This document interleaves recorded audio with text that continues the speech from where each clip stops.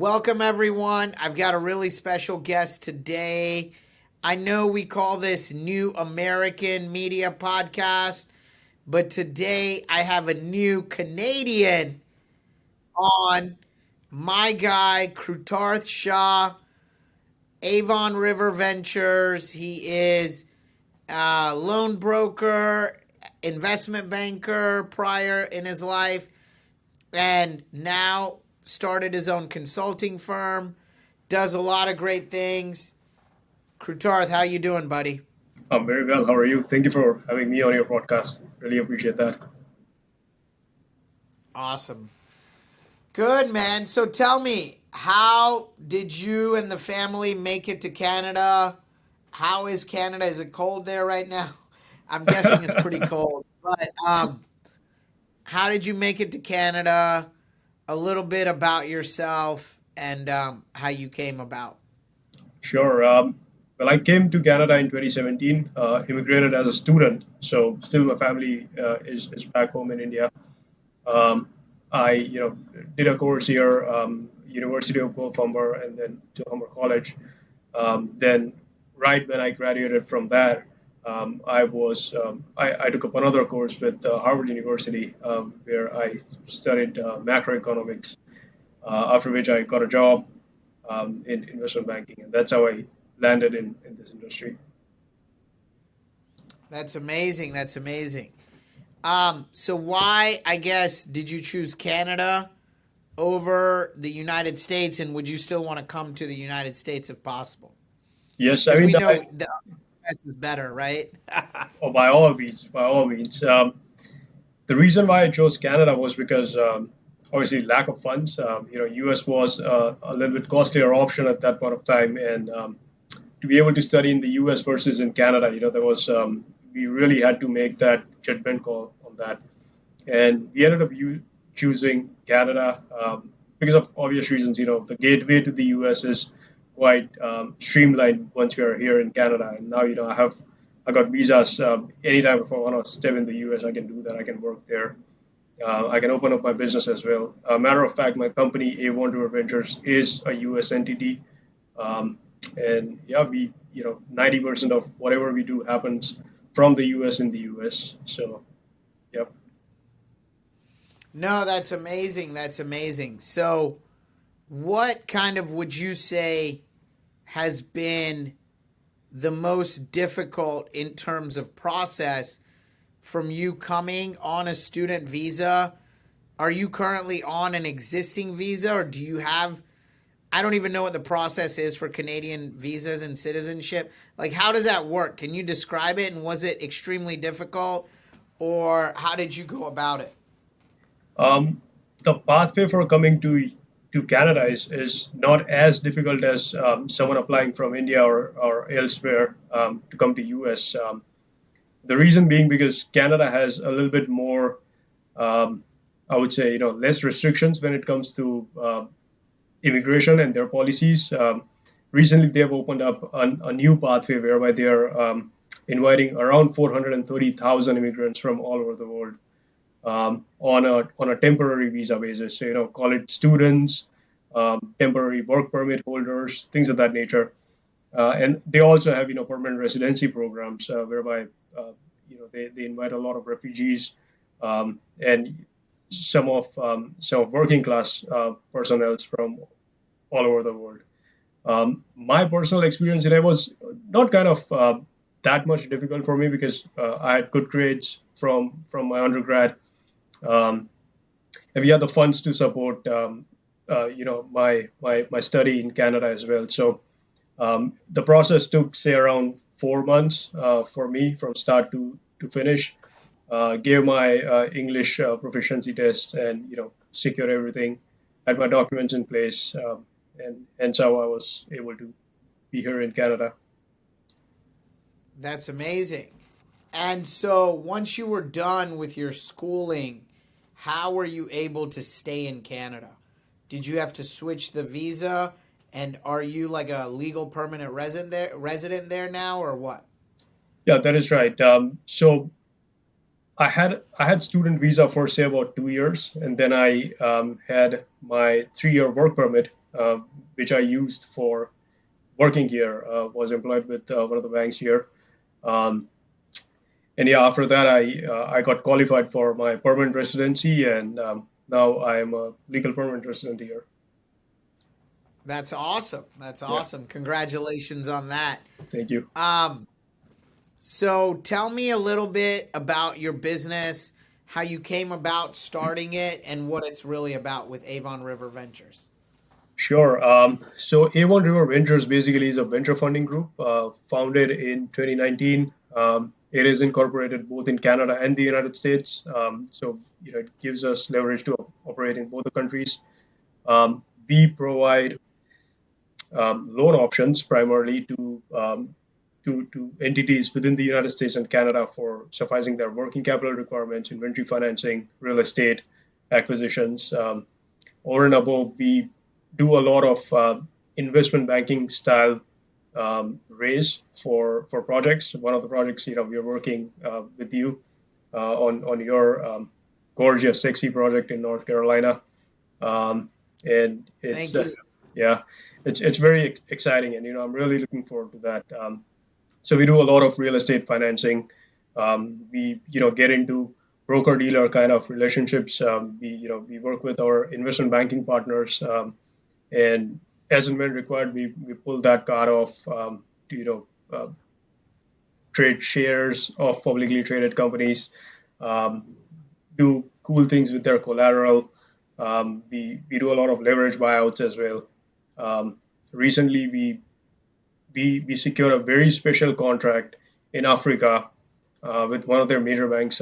I cannot disclose the transaction, the details of the transactions, but Right, right.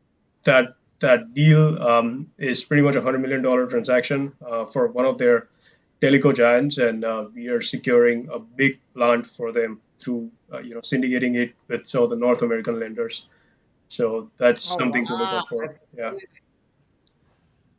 that's awesome, man. And all of this after 3 years working in investment banking. What bank did you work for, if you don't mind me asking? sure. So actually, I just worked for 1.5 years. The time when I started, so I was working with TD Securities, Toronto Dominion Bank. I was in investment banking division. Started working there as an FX cross currency swap trader, and then I was shifted to interest rate derivatives. I traded repurchase agreements, reverse repurchase agreements. Then for brief time, I was also exposed to M&A side of the business. Um, the time when I was working with at TD Securities, the vice president at the time when I was working there, I was reporting to, um, had this company A1. I mean, it was not called A1 River Ventures at the time, but he had made a lot of money in his career. He was in his late 60s and planned to, he was planning for his retirement. At the time, I wanted to get out of the investment banking business, and I was looking for options, what I should do moving forward. And my ambition was to create an investment bank in general. So what I did was I inherited the company from him, and it bought me a lot of limited partners with it, and Oh that's how I wow. yeah that's how I reformed the entire restructured the entire company and brought in new investors, new partners, opened up new streams for debt financing over and above the equity financing route that we were already doing, and yeah, that's how it all began. That's amazing.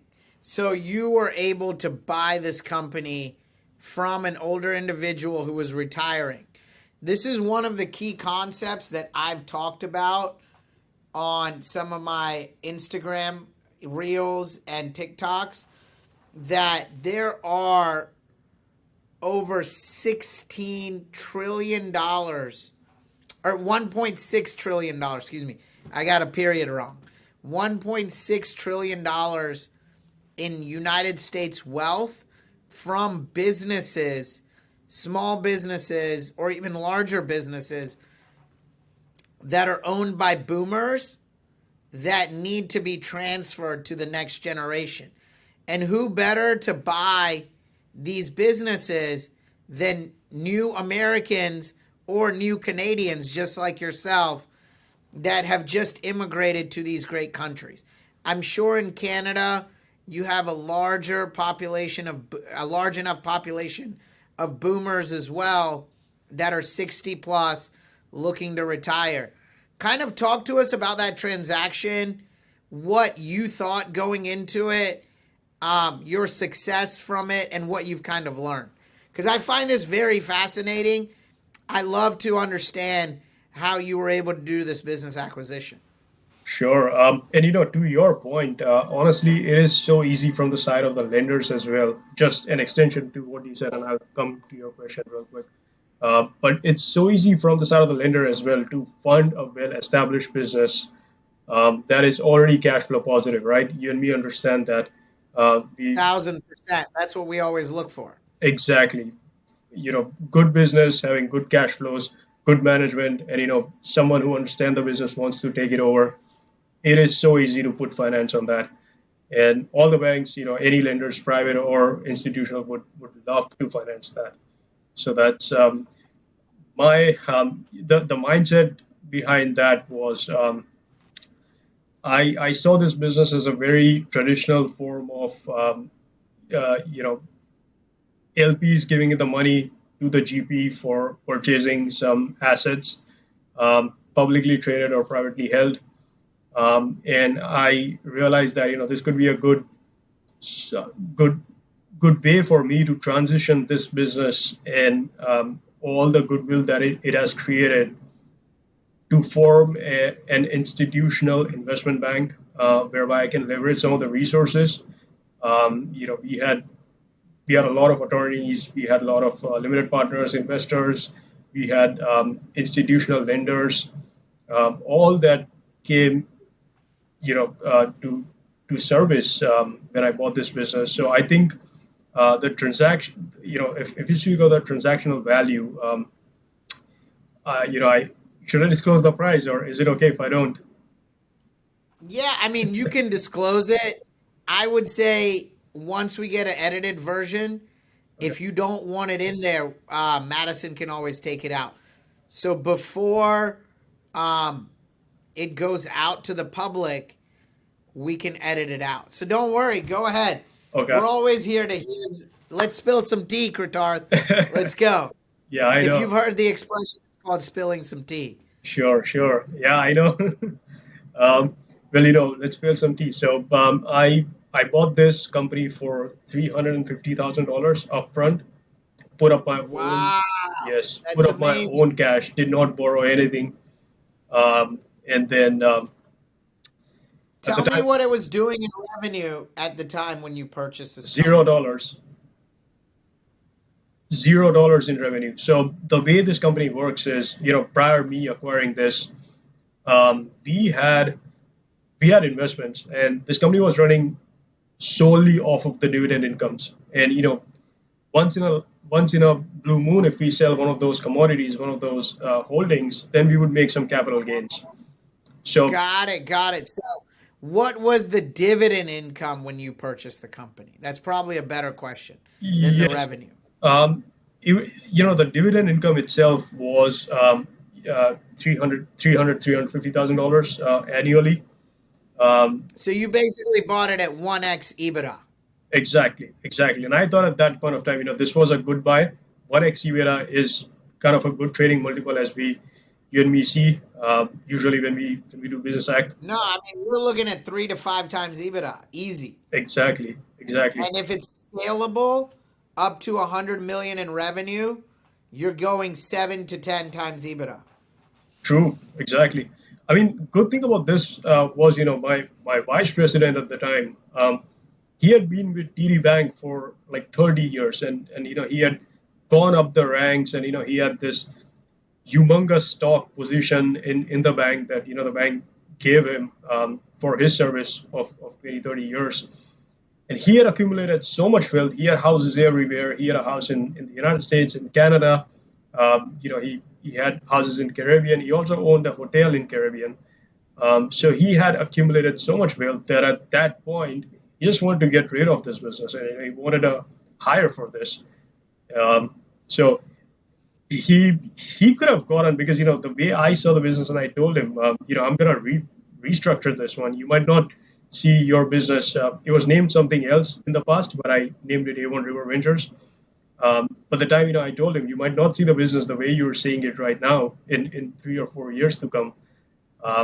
And he that sparked his mind, and he probably might have asked for more, but he settled for one XG beta, and the deal went very well between me and him, because we had that personal relation as well. He had been managing me for, say, what, over a year, and we had very good relationship. That's awesome. That's amazing. Does he still help you in terms of consulting or anything like that? Yeah, matter of fact, he's my mentor. As and when I get into some of the crazy and very complex, comprehensive investment banking kind of transactions where I don't know what to do, because I've never been exposed to such kind of scenarios. He definitely, I dial him wherever he is in the world. He would pick up my call, and we would speak briefly and discuss a few things, and I would get a sense of where to go from here on. And he has been a truly great personality in my career. That's awesome. Yeah. Tell me this. You've taken over this company now, what, 3 years? Yes, 3 years, a little over 3 years.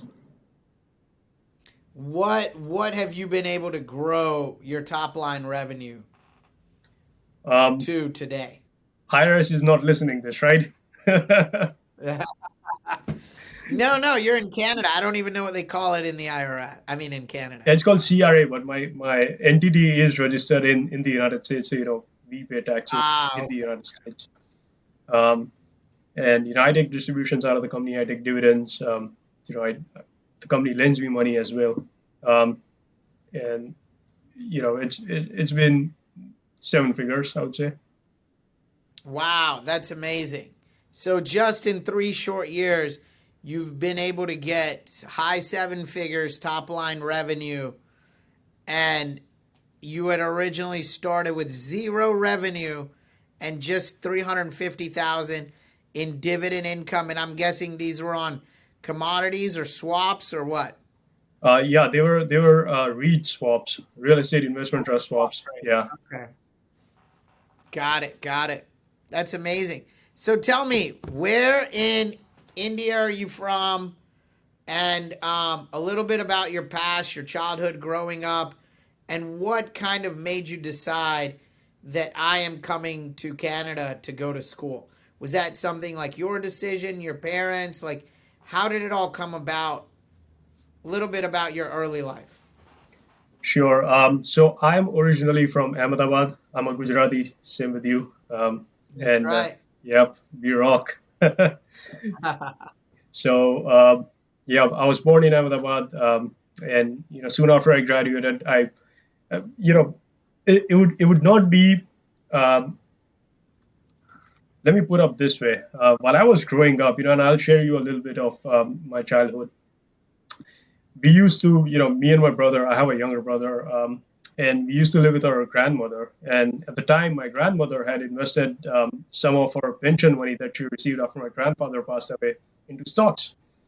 So every now and then, while we were watching TV, she would just whenever she saw that we had a commercial break, probably a cricket match we were watching, and we had a commercial break, she would just hop in and say, like, "Can I just check my stocks real quick?" And that's how we would let her to see this to see the prices on the stocks. And then while I was growing up, at the time I was just, I guess, 8 or 9 years of age, and as and when I was growing up, she gave me a task that every time when you have a commercial break, just record the prices of the stocks. So you had to watch the price of the stocks. We had the ticker line, if you remember back in those days, on Yeah, no, yeah. 100%. So I used to monitor that, and then it really got me interested in this. That how do people make money with this, and started exploring more. Then I got into what was called market cap, what was called the volume trading, things of that nature, and I started understanding the dynamics, the fundamentals of stock investment. Um, that's my first impression of equities market, fixed income commodities. And at the time when I was in my bachelor's, I had a great vision of starting my own investment bank.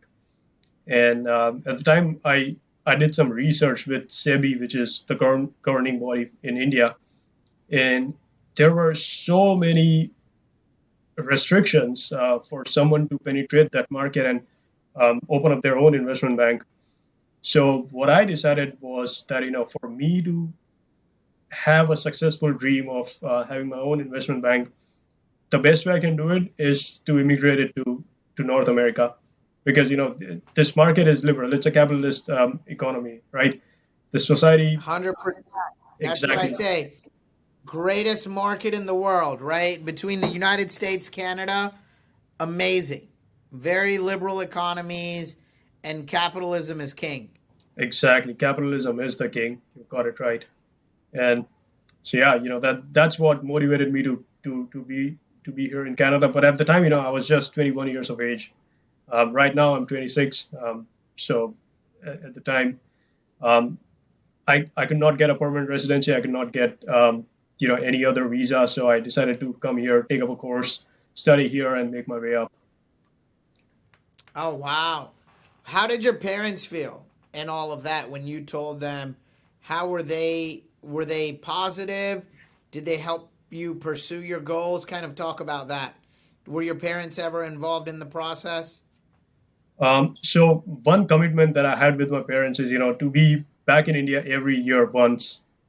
But it has been 6 years I've not gone to India now. But you Oh, wow. know, yes, every year I That's thought of amazing. I sorry, go ahead. No, I said that's amazing. Yeah. I've only been back to India 3 times myself. Oh, really? In all these years, you said? In 33 years, I've been 30. back 3 times. Wow. That takes some commitment. I know. You know. Well, I was a kid when we came, so that story's a bit different. But so Yeah. tell me, 6 years, you have yet to go back. You love Canada so much. Um. Um, Yeah. I mean, I would not say I love Canada more than India. I always, I for sure love India so much. My family's back there. But every year I thought of going to India, but then I thought, let me just achieve something and go to India so that I can show my parents, show my relatives, show my loved ones that I've been here, but I've achieved something. So my target kept on increasing every year, and now I am 6 years. It's kind of that story that I will. The father said to his son that go and pick the best flower in this garden, and the kid goes around and he thinks that there is a better flower that I can pick, but he never finds that better flower, and he comes at the very end. So I think I gotta go to India and with whatever I have. you definitely got to go. You definitely got to go. But Yeah. one thing I'll tell you about that story is that the child had set a goal of finding the best flower. One of the things I feel that immigrants do, new Americans, North Americans here in this case, is that we come to these countries with goals in hand. We're focused on our goals and we're continually raising our goals and raising the bar. And that's what I love. I am a very successful SBA lender, real estate owner, all of this, and making significant amount of money, fairly taken care of in that sense. Why is it that I'm going to choose to do something even harder? Yes, I'm now going into real estate development, opening a fund, right? Which is what Avon River Ventures is helping me with, raising capital, going outside of my comfort zone. It's because all of our lives as first generation immigrants and new Americans, we love being uncomfortable. We love that new challenge. And that's how it is for me. How is that very similar how it is for you? I mean, you've tapped on so well. It's this these countries, basically the North American economy rewards um, hard work, which is backed by a smart plan, not just hard work. So I think yourself, me, we all hustle every day. Try to innovate things, try to contribute towards the economy, and we get rewarded for our efforts. And good thing, as you rightly said, this is a capitalist economy, and capital capitalism is the king moving forward. And I think some of the things that you've been doing are pretty interesting as well. I've been watching your TikToks, your Instagram reels that you've been posting, and some of the it's even I'm learning a lot how to go by pursuing some of the transactions. Obviously, we worked on one such transaction for our client in Michigan, and yeah, I learned how to be creative in pursuing things, and how to look at things in one way or the other, which is a very good quality of yours, and I would definitely admire you for that. That's what I say. Always try to get the deal done. There's so many ways to skin a cat, you know? There's so many ways to finance a loan. And that's what we look at, and I appreciate that. Um, Kind of tell me, what is your future endeavors, goals, and what is kind of your 3, 5, 7, 10 year plan and vision? Um, Go ahead. Sure. Well, if you would have asked me this question 2 years back, I would have said the same answer. My goal, I just have one goal, is to create an investment bank, full-fledged investment bank. And I'm going by pursuing those dreams by securing licenses. We are working on getting our FINRA registration. We would have our FDIC registration, so we can hold deposits. We are partnering with some of the banks who can provide some of their FDIC insured services, to us initially, and then we can sub it out to our clients, so that we at least start some portion of a bank within our incumbent that we have created. And again, this is such a nice capitalist economy. It's such a liberal market where people who have dreams about to go by and build something, they can definitely do that. The economy favors them. So banking as a service has been my go-to plan um, for to pursue in the next 2 or 3 years to come. I cannot disclose the name, but we are partnering with one of the banks who would let us issue Visa and Mastercards to our clients, so that we can be direct lenders in some shape or forms. That's amazing. So, would you get like a Canadian federal bank charter, or would it be a US federal bank charter? Are you looking like in Michigan, or are you on the Toronto side? You're not in Windsor, right? You're in the Toronto metro. Yes. So, are you looking like New York? I'm guessing you're looking like upstate New York, Michigan, maybe, or somewhere there that's close enough where you can go across the border every day, or what? Yeah, I think I'm looking at upstate New York, somewhere in that area, I would say. My company is a Delaware corporation, but I have got a Canadian entity as well. It's an Ontario C corp. Ontario is a province where I live. Um, so we've got the company is registered there. Plus, it's a Delaware entity. So I would say I would definitely go by and pursue the FDIC insurance, but then I would look into something called a CDIC for Canada, for Canadian depositories. Would definitely look into that as well. Um, This is amazing, man. I'm telling you, the last time I'm guessing an investment bank was created in the United States has to be over 100 years ago. I know, even more You than know what that. I'm saying? Like Yeah, you look at like Goldman, Barclays, Jeffries. JP Morgan, all of that. That was created over 100, 150 years ago. And what you're trying to do is amazing. I've always wanted to start my own bank as well, and that's more on the community bank level here Okay. regionally, but it would be a federally chartered bank, um, or even getting an SBA license. I really love that dream and vision.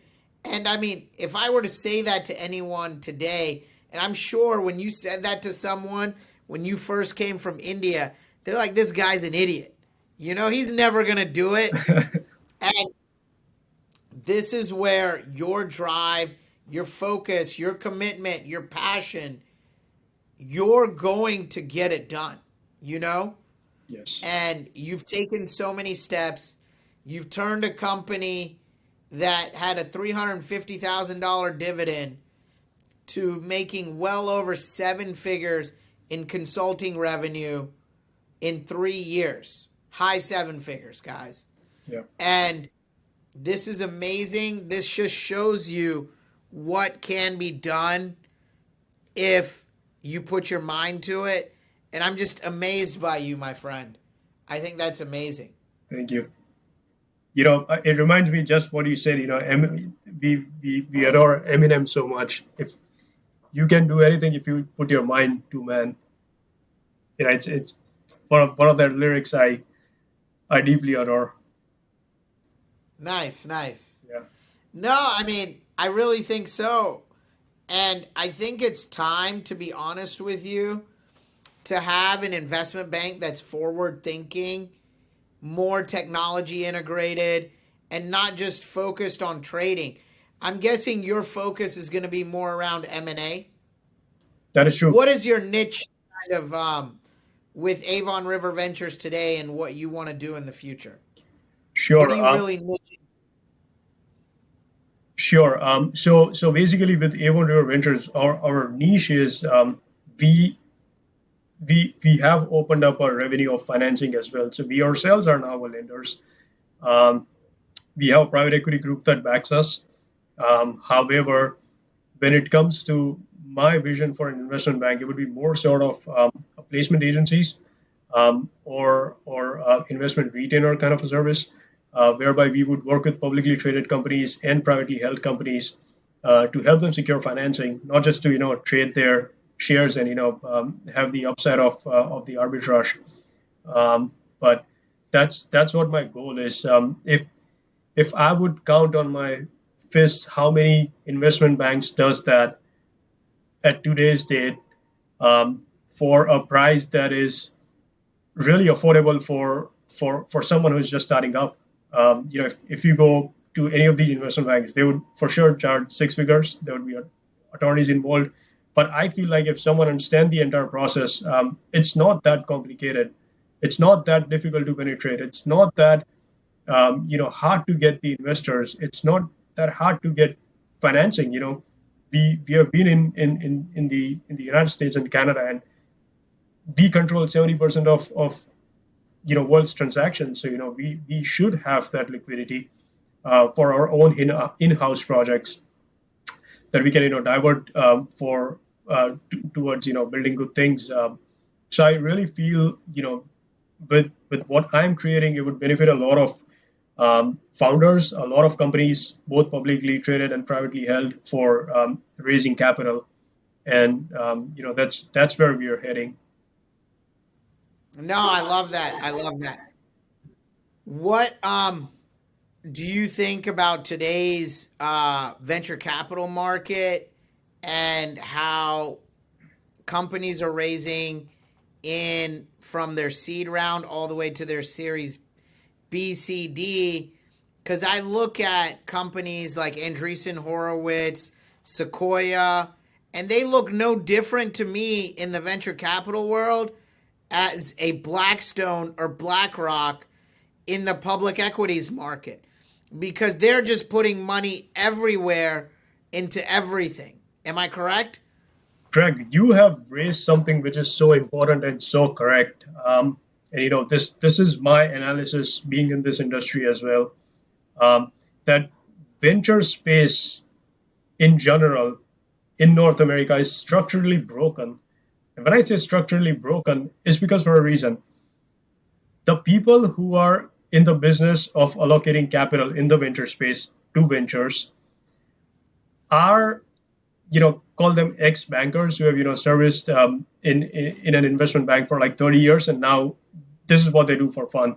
They partner with Andreessen Horowitz, Sequoia Capital. I would not say Y Combinator; they're a little bit different, but some of the other top VC names, and by no means they have been doing good things for sure.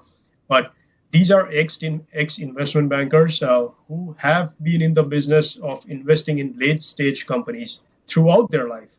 So someone who has been, for example, an ex banker at one of the top banks in Singapore, when they step out of that banking environment, and now all of a sudden they have been given this responsibility of putting putting a valuation to a startup and then giving them the money, they would do it completely wrong because their brains have been designed and engineered to look at companies and investment deals in a very specific ways, which is not true when they would evaluate a startup or a newly formed entity. 100%. So I invested in a robotics startup out of Canada. They're out of Ontario. Nice. The founder is from Hong Kong, and the other co-founder is Indian. Okay. And they live in Canada now. It's a robotics company.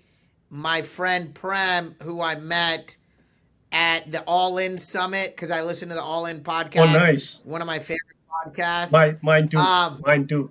nice, nice. So they're doing another summit. We should definitely go. Sure. Um, Where's it? LA? I got to meet Chamath, I, and I I gotta met meet him as well. Jason and all the Yes. guys. um, but it was a great event. I met amazing people there, and that's where I showed the deal to a good friend of mine who won't be named because he watches my podcast, and he basically said, "What is this company doing that ABB isn't?" Right? ABB, for people who don't know, is probably the largest company in robotics and robotics manufacturing today, Okay. publicly traded, and that's how an investment banker would think. Is basically, why would I invest in this startup when there's already a company like ABB out there automating a lot of industrial manufacturing? And this was for food packaging and food processing, right? As many people know, and if you don't, food packaging and food processing in these meat factories is an extremely arduous task taken on by immigrants, new Americans from Central and South America who don't speak English, get paid terrible wages, and then are rounded up and deported every month or every couple of months. It's really bad. Exactly. It's some of the bad things and the bad sides of immigration in this country. And this company's trying to fix it, right? It has the same problem in Canada as you do in the US. And I really like the guy's mission statement. We invested in the company. But that is where you see someone that's a new American trying to change it. But I do agree with you. My friend who was an investment banker and has been an investment banker 20 years, he doesn't see the value in that technology startup, right? And Exactly. investing in a seed round of a company or even a Series A is completely different when you get to a C or a D round. Exactly. Someone like yourself who understands the nuances of being an entrepreneur in themselves would understand that it takes a lot from going from zero to one, point A to point B.